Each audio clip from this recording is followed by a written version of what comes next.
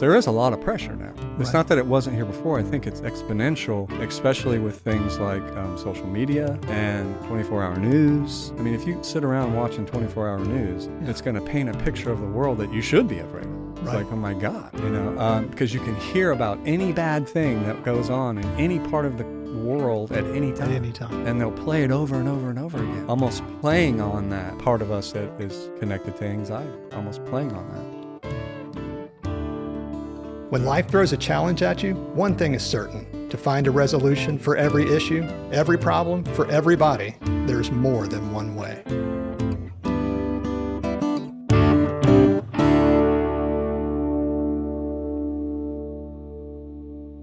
All right, hello everyone, and welcome to another episode of More Than One Way. I'm Whitney Ross, and with me as always is Thom Rasnick. Hey, Whitney. Hi, everybody listening.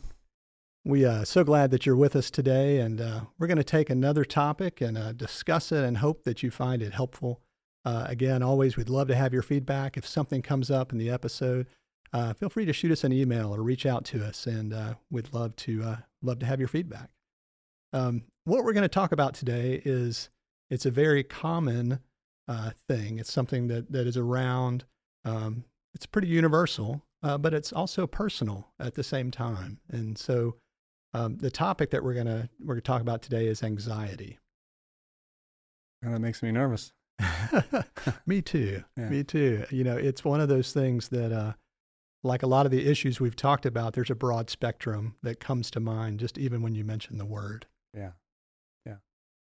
There's like levels of it. Yeah. One of our friends did some research about just anxiety and how common it is in the United States, and over 40 million people suffer with some kind of anxiety disorder. Wow. So, I mean, that's a big section of people, and that's very serious anxiety. Mm-hmm. But the thing about anxiety is it can be also small things, like just a trigger could be something like a large crowd. Yeah, like you're getting ready to go in a large crowd, and that just makes you anxious. And so what does somebody do with that?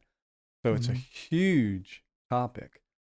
I mean, somebody who's been diagnosed with some kind of anxiety disorder probably needs some sort of medication. Mm-hmm. I mean, and from a spiritual religious standpoint, I know people who consider themselves spiritual and religious sometimes feel bad about that. Like somehow or another they don't have enough faith because they have to take medicine. Oh, wow. Yeah, and so that just adds to the anxiety, and then it just creates a circle of anxiety that just gets more and more and more. And from my perspective, and I would say the perspective of the spiritual tradition that I'm a part of, there's nothing wrong with taking something like medicine. Mm-hmm. Taking medicine is a helpful tool, and the way we would see it is God works in and through people who develop things like medicine and stuff like this to help us live our lives. The only thing it would add to it is once you take the medicine, then find somebody that you can talk about it with too, because the medicine might be something that can help you get back into life, get into so that you can go to work, so that you can function. Mm-hmm. But there's more to it than that. There's more to it than just. That's just one step. Yeah, that's just one step. Yeah. And it would be the same thing with something as like going into a big crowd. So what's something that can help you deal with a trigger like that? Yeah, and as you mentioned, our podcast is, brought to you by the Center for Spiritual Practice, and someone earlier was talking about how important that practice word is. Yes. And it really is something that takes multiple efforts. It's an ongoing thing. It's not just I have this, I deal with this, and now I'm okay. Yes. It's a lot of times there's something that we're maybe even daily doing to put us in position to better deal with what's going on around us. No doubt about it. And within that spiritual realm, and we've talked about this before, spiritual teachers have said, if you're at a time of life and if you're in a place of life where you just don't have that much time, or time, and that happens to everybody at different points in times in their life. That's just what can happen. If you're in a place like that, and you want to deal with some kind of anxiety, then it's okay. Well, find out what it is. What's something like a trigger, like going into a big crowd, and that makes me nervous. Mm-hmm. And then find ways to help calm you down to deal with that. So it would be anything, something as simple as breathing exercises. Mm-hmm. And so if you have enough time, the deep breathing exercises can take you into something like a 20 to 30 minute meditation, which is a very calming place to be. It'll calm most of the time, it calms our mind. It kind of recalibrates our system.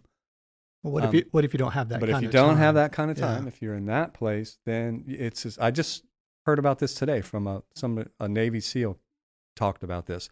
You could do something as simple as 2 quick breaths through your nostrils and 1 long breath through your mouth.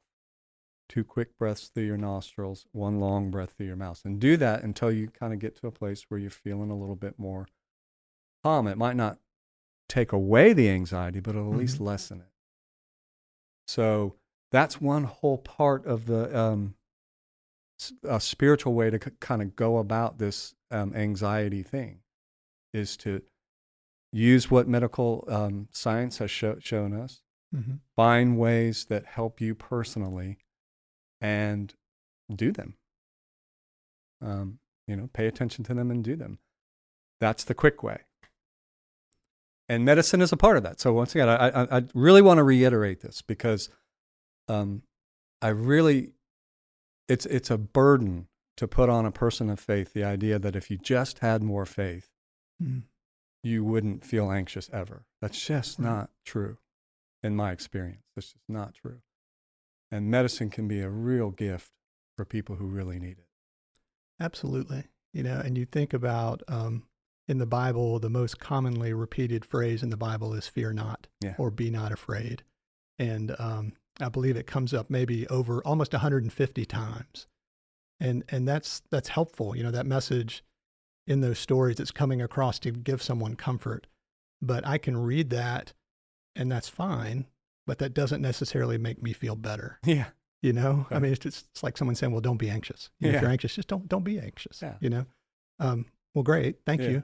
Yeah. Yeah. I appreciate that. But it's obviously something that's been around a long time. It is part of the human condition. Exactly. Yeah. It's just part of being human. It is. And because of that, there's a reason for it. So sometimes having some anxiety is helpful. To be a little bit afraid, to be a little bit. What do you mean by that? Well, what I mean is, okay, so you're walking down the street. It's dark night, and you're walking to your car, and you know that if you cut across that alley, you could get to your car quicker. Mm-hmm. But when you look down the alley, there's a bunch of people standing there smoking cigarettes and doing whatever it is people do in alleys. Mm-hmm. Right? Alley people. Alley people, them, hanging out, singing songs, whatever they're doing. The alley songs. That's right. And it's like, don't go. Everything in your mind says, don't go down the alley. Don't go down the alley. That's what I mean. So there's that intuition, even if you want to call it that just says, this would not be a good idea. So, way back in the old days, it was the kind of fight or flight stuff. Mm-hmm. Things popped up, and things like a saber-toothed tiger or something like that, and it's like, what do? Yeah. You should be afraid of this right here, right now. Mm-hmm. Okay, so on some level, it's a helpful survival mechanism. It's just when we're anxious in situations where there's really no reason to be, where we're really, and we don't know that, right? Like you're kind of safe. And once again, all that we've talked about is trying to get at that type of anxiety. There's times when you don't feel the breathing. Safe. Yeah. Mm-hmm. All that's trying to get at that. So yes, anxiety is around for a reason. Fear is there for a reason. It can be a helpful tool. Mm-hmm. It's just like any tool, it can get way out of whack. Yeah. And as the statistics show, it probably has in our culture. Yeah. I think it impacts us all. Yeah. For sure. In big ways and in small ways. So that's the whole first part. That's the first part of the quick way of dealing with anxiety. So, in thinking about how prevalent anxiety seems to be, why do you feel like that is now? Or it seems to be in conversations. We see it, hear about it a lot. Is there more anxiety now than there was? Is something increasing that level of anxiety around us? Well, from my perspective, and then once again, this is just from my perspective. I'd love to hear what yours is. Sure. The first thing is we do talk about it more. Right. It is more. It is something that we're willing to bring out into the open, and as you could hear, as you can tell from like athletes, right, who've said, seem to be more often you hear about stories where people come forward and are talking openly about how they're feeling and what they need. Right. That they're suffering from this anxiety. They're suffering from the pressure that they're being put under. Mm-hmm. And so that's one we're talking about more. But the second thing is there is a lot of pressure now. It's not that it wasn't here before. I think it's exponential, especially with things like social media and 24-hour news. I mean, if you sit around watching 24-hour news, it's going to paint a picture of the world that you should be afraid of. It's like, oh my God, because you can hear about any bad thing that goes on in any part of the world at any time. At any time. And they'll play it over and over and over again, almost playing on that part of us that is connected to anxiety, almost playing on that. Do you think anxiety affects people of different ages differently? I mean, does it seem to affect younger people different than older people? In your experience? Or? Well, that's a good question. Generationally, I think the younger you get, then there's nothing that's 100%, but I think that the younger you get, the more willing people are to talk about it. Okay. I think most of the time people in my parents' generation, certainly people in my grandparents' generation, thought, you carry your own water. You don't share stuff with people that isn't positive, I guess you could say. So I don't know if different generations are affected by it differently, but I know what I see today is that younger people are more willing to talk about it. It's more acceptable to talk about. Mm-hmm.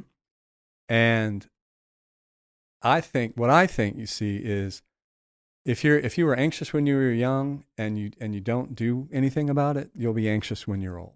Mm. And it'll just grow. Yeah. Because part of the deal is, like what the medical world says, pay attention to it and do something with it. Right. Once again, that's the fast track. And that's very important. It's very important to do that. If you can, from a spiritual perspective, if you can name the demon, if you can name the thing that's bothering you, it doesn't have as much power on you. It doesn't have as much power over you. Why is that? Because you're bringing it to light. Because you're making it conscious. One of the things about things like anxiety is it can just be this unbearable feeling, and you don't know what it is. You don't know why. So the uncertainty behind it and the unknown adds to it. Yeah, and the complete unknown. You just don't even know what it is. Or feeling alone with it. Yeah, it's like a friend said that their friend had a panic attack recently.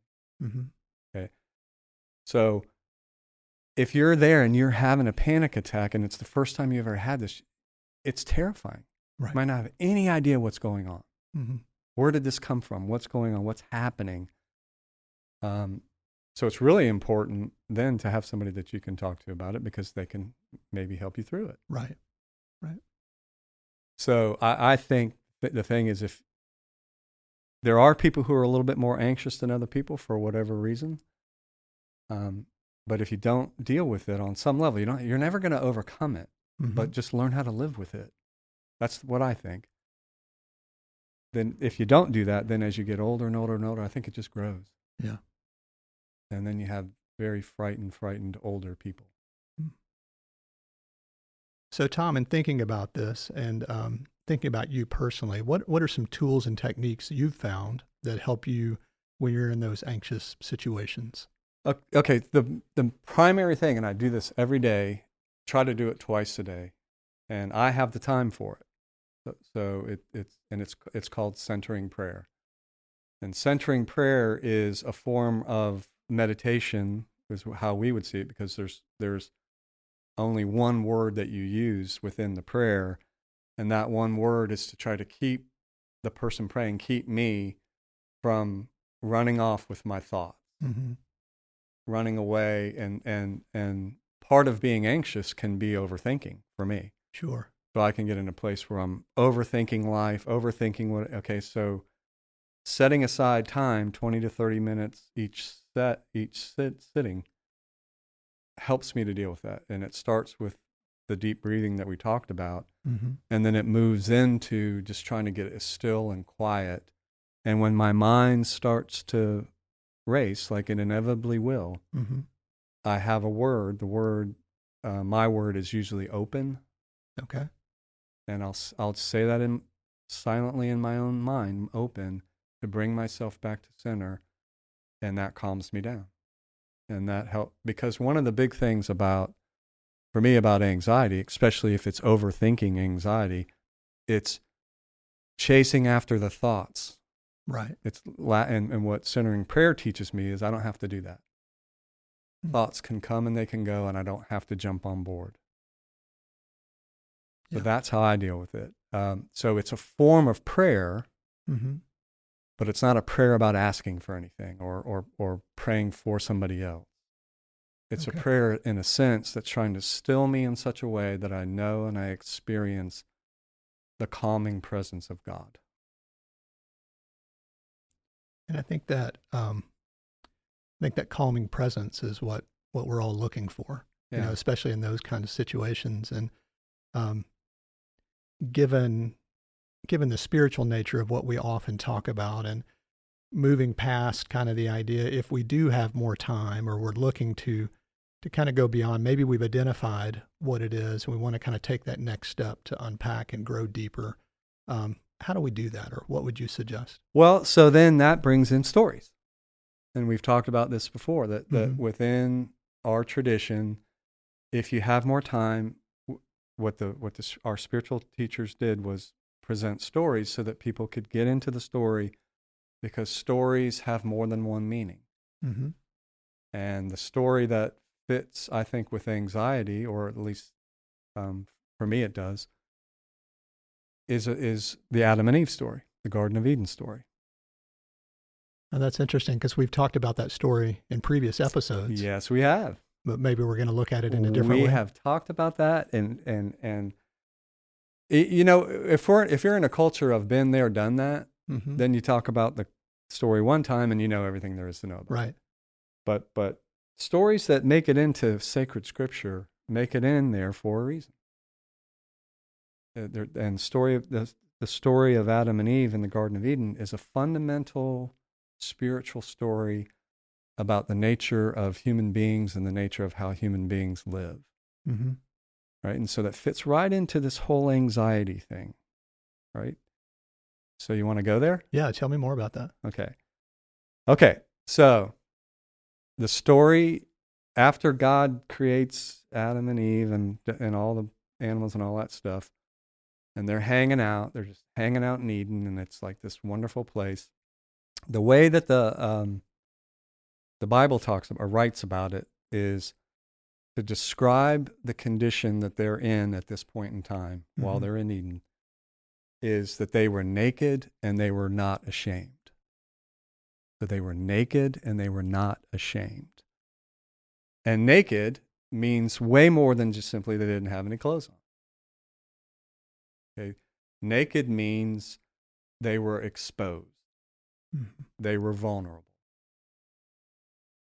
Right? So they're exposed and they're vulnerable. When you hear those two words, what does that make you think? And don't say it makes me anxious. So maybe revealing, or you're kind of out there where people can see you. Yeah. So you're in full. It's like a little kid when you're a little baby. This would be weird if you weren't a little baby. So it has to be a little baby. It has to be a little toddler. A little toddler runs into the room literally naked. And the whole room hopefully goes, yay, or whatever. It's really happy to see this little child in his fullness or her fullness. Everything about it is just there. This is me. Here I am. and that's good. Yeah. That's a good thing. Okay, so that's naked. That sense of vulnerability. I'm seen. I'm exposed. On some level, it's unprotected, Uh-huh. but it's still, from the perspective of the person who wrote the story and the people who helped edit it, being naked and vulnerable is just part and parcel to what it is to be a human being. Mm-hmm. Okay, and then unashamed means, so I put myself out there like that, and I feel no shame. And shame is now there's a thing. Talk about anxiety. Okay, shame, and shame could be its own whole podcast. Yeah, no doubt. And just to briefly hit on it, shame is that sense of something's wrong with me. So guilt is I feel bad about what I've done. Shame is I feel bad about what I am and who I am. Okay, so at this point in time within the biblical narrative, within this story, they're not there. They don't see. The thing is they don't know that they're naked. Right. And so there's no shame. Like a little kid. Yeah. Right?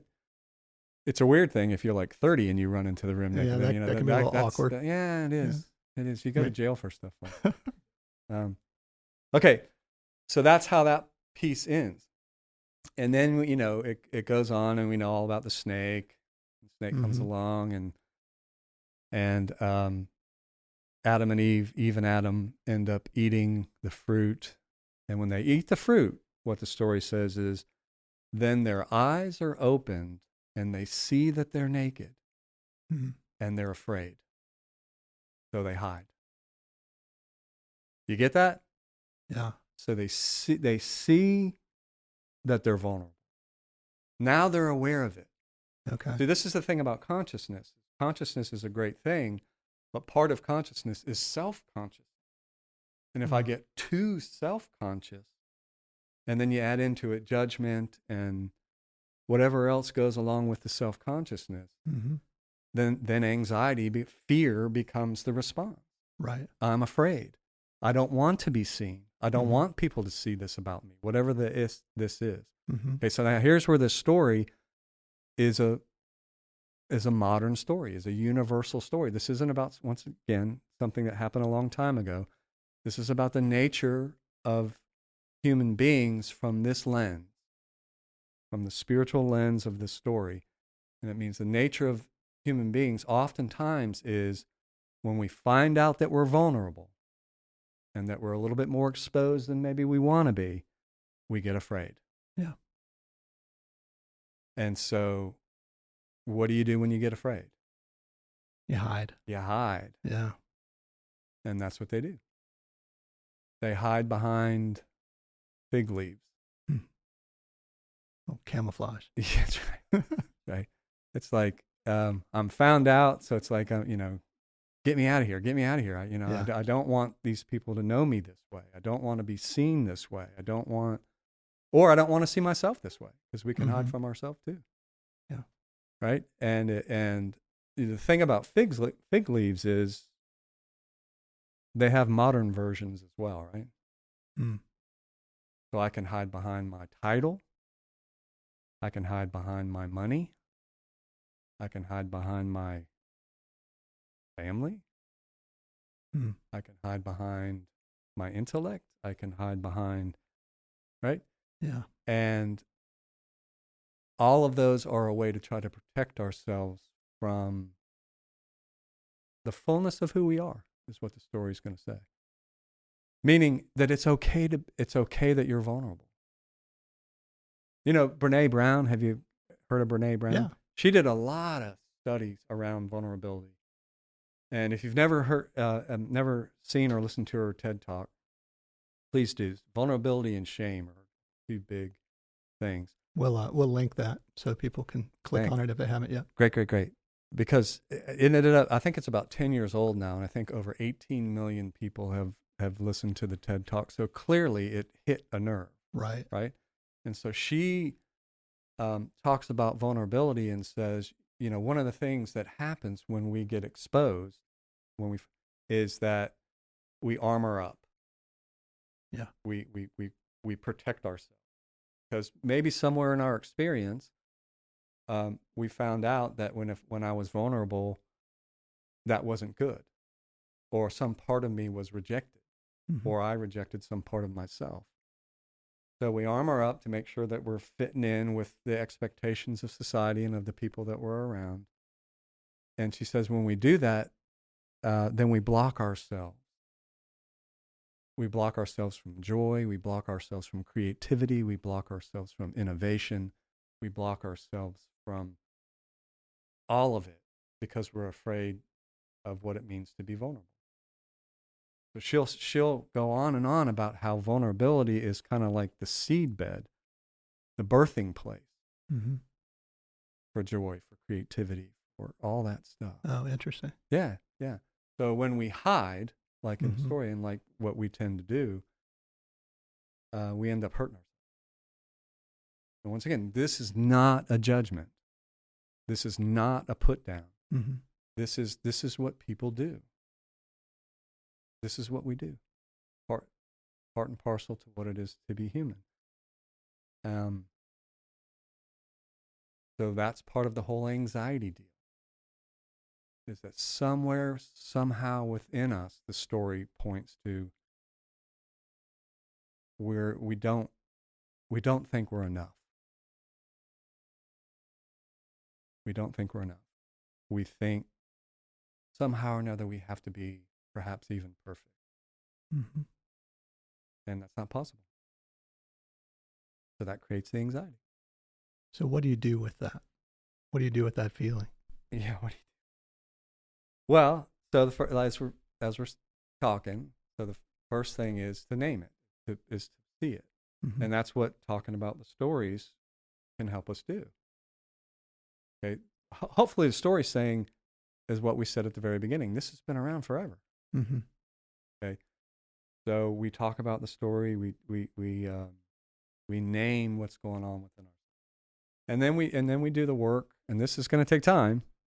So once again, this is the time part. Mm-hmm. We do the work of trying to unearth the things that we pushed down because we thought we were supposed to show them. Okay, so all societies have things that we say this is good and this isn't good. Mm-hmm. Okay, one of the things Brene Brown talks about is so with women, our societal expectation is that they be nice, that they be thin, that they be modest, and that all available resources are used for their appearance. Wow. Okay? Wow. And for men, we show emotional control, work is central, we strive for higher and higher levels of status, and violence is an acceptable way to deal with problems. Wow. Okay? So that's our template from her perspective. Okay. There it is. And it's however much I fit into that template, those are the things that I'm going to show sometimes myself, certainly others. Mm-hmm.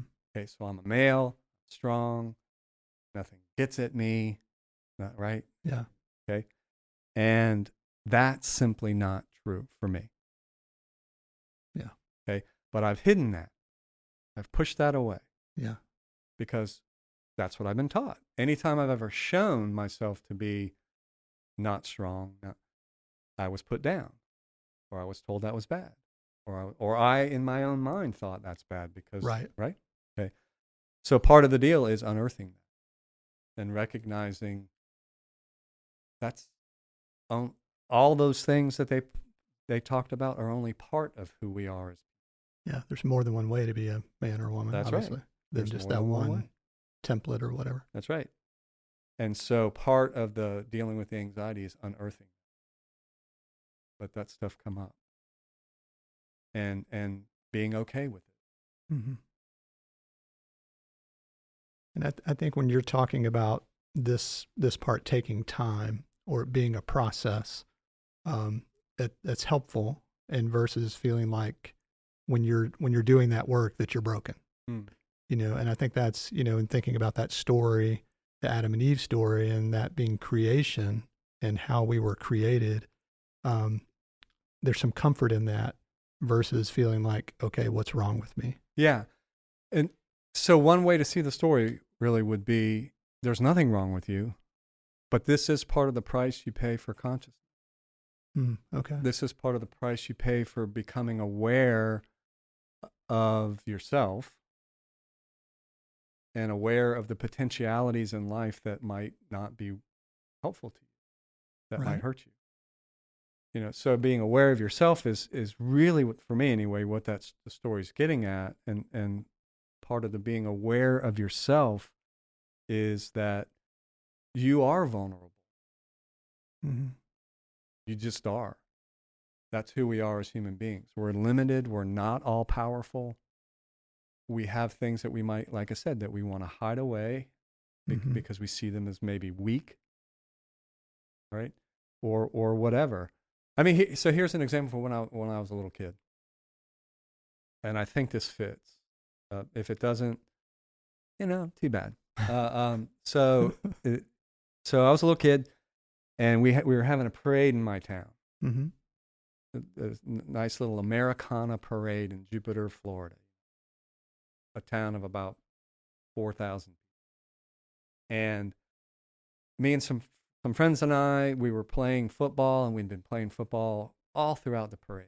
So I was sweaty, dirty, and stinky, only the way like a 7-8-year-old boy can stink. It was just, ugh. Even my reaction is still, I'll get to that. So my family passed by in a truck. They were in a truck in the parade, and they were in the bed of the truck. And I think it was my sister. My sister said, come up here, and people loved me when I was a kid. I was like this cute little guy, super white hair, just, everybody wanted me around. And I jumped up in the back of the truck, and I was stinky and I was dirty. And the reaction from my family was, ew, right? Get away. Okay, so how I internalized that was it's not good to be stinky, dirty, sweaty. Okay. So for so long, I except for when I was playing sports, I tried to keep myself super duper clean, just super clean all the time. Yeah. And I had no idea why that was. I had no idea why I would get super anxious when I finished playing a sport and I had to then go be around other people. I'd start to get really anxious, really worried. They're not going to like me. I'm not what they think I'm supposed to be. Okay, so that's wrapped up in that story. Right? This is wrong for you to be this way. Right. Okay? It's all wrapped up in that. The thing is, well, but that's just part and parcel to what it is to be human. That's part of what I am. And it's normal also to get anxious when somebody rejects you. Right. So it becomes part of it. It doesn't mean I'm broken or I'm bad.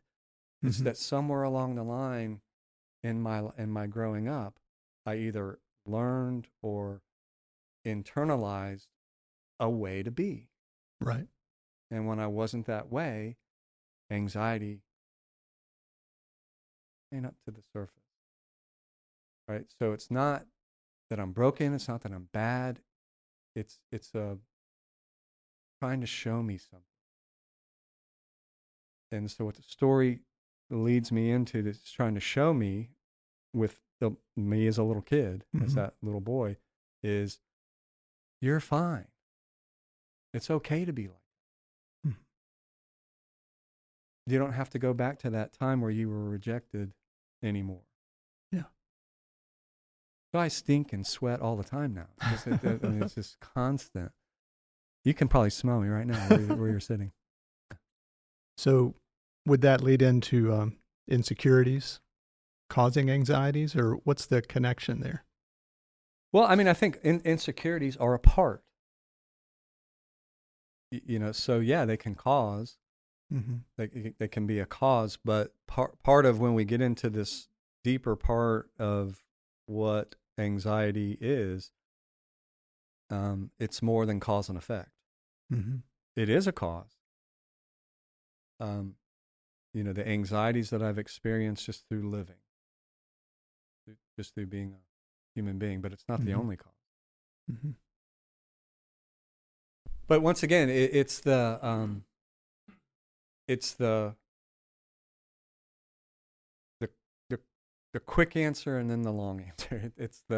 This is what I have time for. Mm-hmm. Let's delve more deeply into this. And so, from the perspective of the story, anxiety is a part of life because it's a part of what happens to us. We kind of move through living and through our experience of living and through becoming more and more aware of who we are.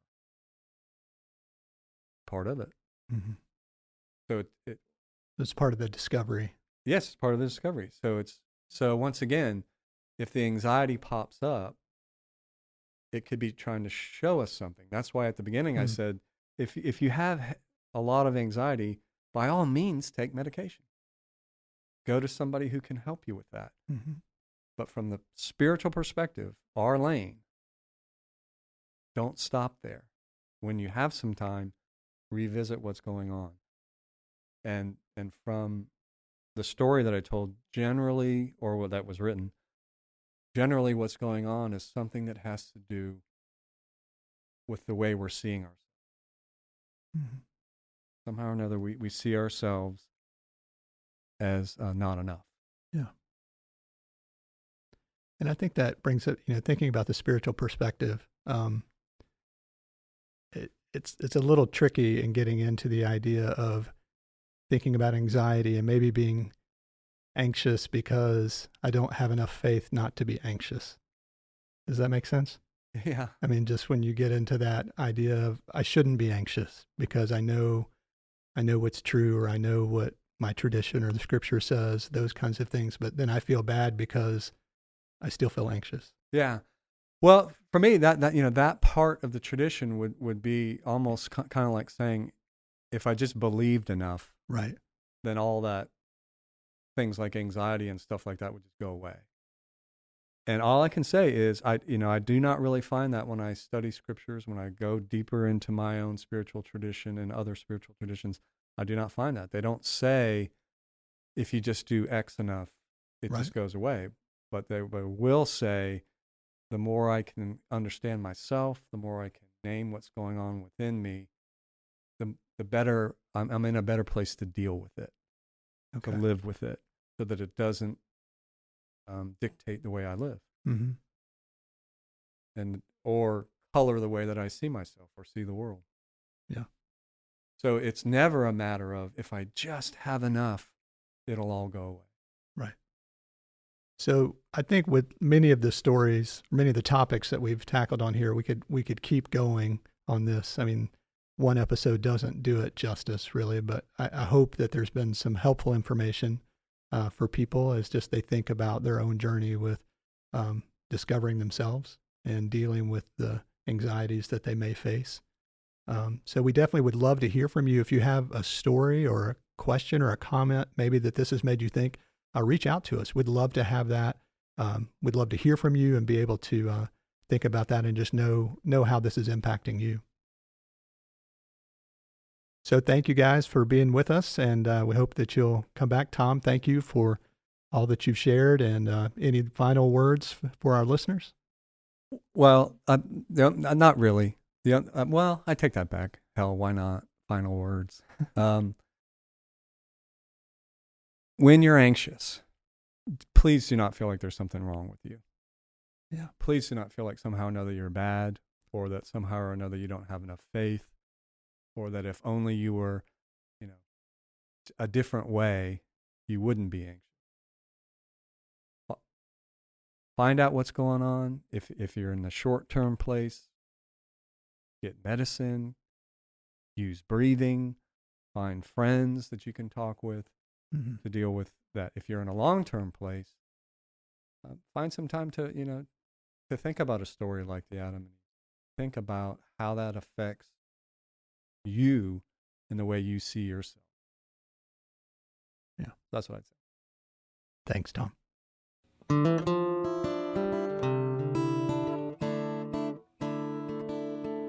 Thank you for listening to this episode of the More Than One Way podcast, brought to you by the Center for Spiritual Practice in Knoxville, Tennessee. We really appreciate your time and would love to hear your feedback. You can reach us by emailing hello@morethanonewaypod.com, or you can connect with us on social media using the handle @morethanonewaypod. If you found this episode helpful, we hope that you'll share it with your friends, with your family, with people you work with all the people who you know. Thank you and take care.